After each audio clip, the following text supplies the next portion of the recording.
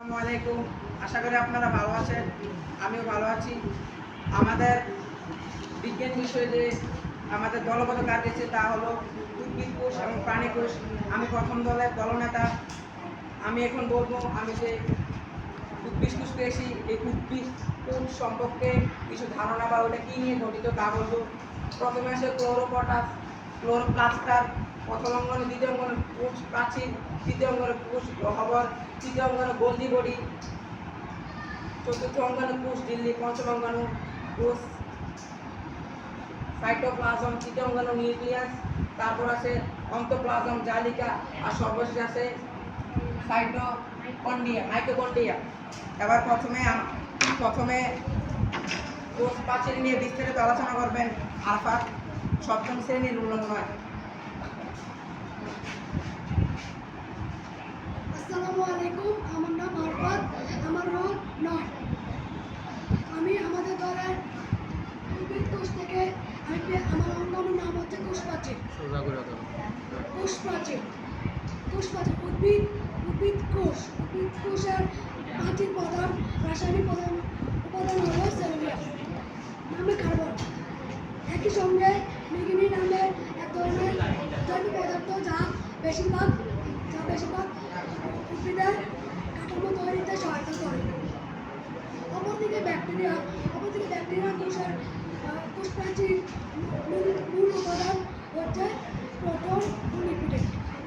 কোষ প্রাচীর ক্যান্টিন নামক এক ধরনের কার্বোহাইড্রেট থাকে। সুতরাং অনেক কোষ প্রাচীর থাকলেও সেগুলোর গঠন উপাদান পার্থক্য থাকে। তাই বলে আমার উপস্থাপনা শেষ করছি। আসসালামু আলাইকুম। আর পরবর্তীতে কোষ গহ্বর নিয়ে আলোচনা করতে আসবে সবুজ।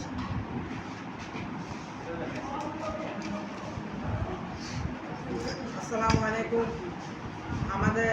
আমি যেই অঙ্গাণুগুলো পেয়েছি ওটা হলো উদ্ভিদ কোষের তৃতীয় অঙ্গাণু কোষ গহ্বর সম্পর্কে আমি বিস্তারিত আলোচনা করছি।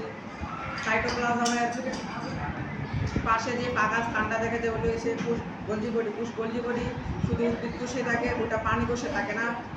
কোষ গোলজি বডি মূলত কাজ হলো কোষের ধারণা করা। কোষ গোলজি বডি মূলত যে জিনিসগুলো দিয়ে তৈরি বা যেটা ওটার ইতিহাস সেটা হলো অজৈব শর্করা, লবণ, চর্বি জাতীয় অ্যাসিড ইত্যাদি দিয়ে কোষ গহ্বর গঠিত। কোষ গহ্বরের মূল কাজ হলো, আমি আবার বলছি, এটার মূলত কাজ হলো যে কোষের ধারণা করা। ধন্যবাদ। আমার পরবর্তীতে আসবেন জিয়া, সাইটোপ্লাজম নিয়ে বিস্তারিত আলোচনা করার জন্য। আসসালামু আলাইকুম। আমি রেলওয়ে পাবলিক উচ্চ বিদ্যালয়ের সপ্তম শ্রেণীর একজন ছাত্র। আমার নাম জিহাদ হাসান, রোল 31। এখন আমি উপস্থাপনা করব সাইটোপ্লাজম নিয়ে। সাইটোপ্লাজম কি এবং সাইটোপ্লাজমের কাজ কি? কোষ নিউক্লিয়াসের বাইরে অবস্থিত এবং কোষ ঝিল্লি দ্বারা পরিবেষ্টিত প্রোটোপ্লাজমের বাকি অংশের নাম হচ্ছে সাইটোপ্লাজম।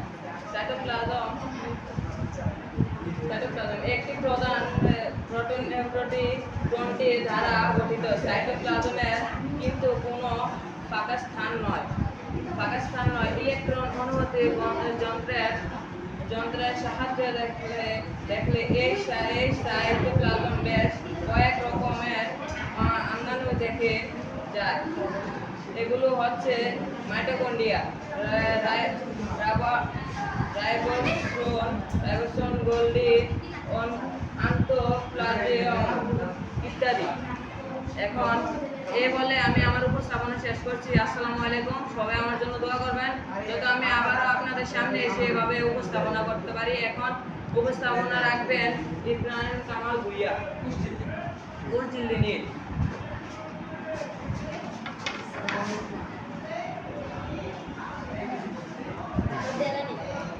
আসসালামু আলাইকুম। আমার নাম ইরফান কামাল, আমি সপ্তম শ্রেণীর একজন ছাত্র। আমাদের প্রথম তৃতীয় দল পেয়েছে উদ্ভিদ কোষ এবং আমার দলও পেয়েছে উদ্ভিদ কোষ। আমার উপরে যে গহ্বরটি পড়েছে সেটি হলো কোষ ঝিল্লি। এখন আমি কোষ ঝিল্লি নিয়ে আলোচনা করব।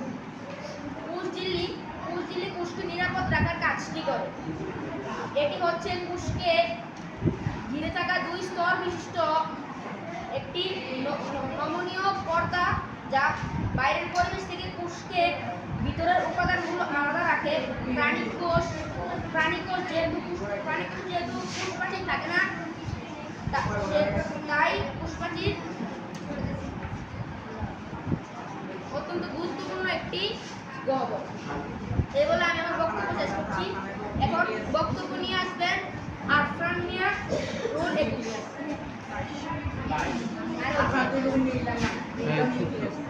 আসসালামু আলাইকুম।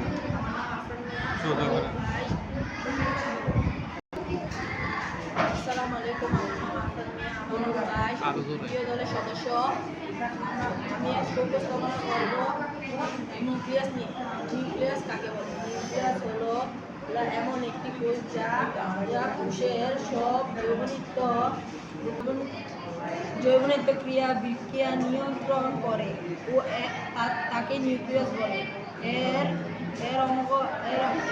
আকৃতি হলো ডিম্বাকার ও গোলাকার। শিল্পোষ ও মৃত কোষ রক্ষান্তিকে নিউক্লিয়াস থাকে না। এটি কোষের সংশ্লিষ্ট নৃতাত্ত্বিক হিসেবে থাকে। এবার আমার বক্তব্য শেষ করছি। এরপরে নিউক্লিয়াস নিয়ে আমার নাম শিয়াবুদ্দিন। আমি ১ নং দলের সদস্য ৪৩। আমি ৭ম শ্রেণীর একজন ছাত্র। আমার আজকের আলোচনার বিষয়বস্তু হচ্ছে উদ্ভিদ কোষের মাইটোকন্ড্রিয়া। মাইটোকন্ড্রিয়ার ভেতর আছে ক্রিস্টি, নিউক্লিয়াস, আন্তরিক ঝিল্লি, বাহ্যিক ঝিল্লি। মাইটোকন্ড্রিয়া হলো এটি সাইটোপ্লাজমে অবস্থিত একটি অত্যন্ত গুরুত্বপূর্ণ অঙ্গাণু। এটি শ্বসন প্রক্রিয়ার মাধ্যমে শক্তি উৎপাদনের জন্য কয়েকটি ধাপ সম্পন্ন করতে হয়। শ্বসন প্রক্রিয়ার মাধ্যমে কোষের ভিতর থাকা ব্যবহারযোগ্য শক্তি উৎপন্ন করে।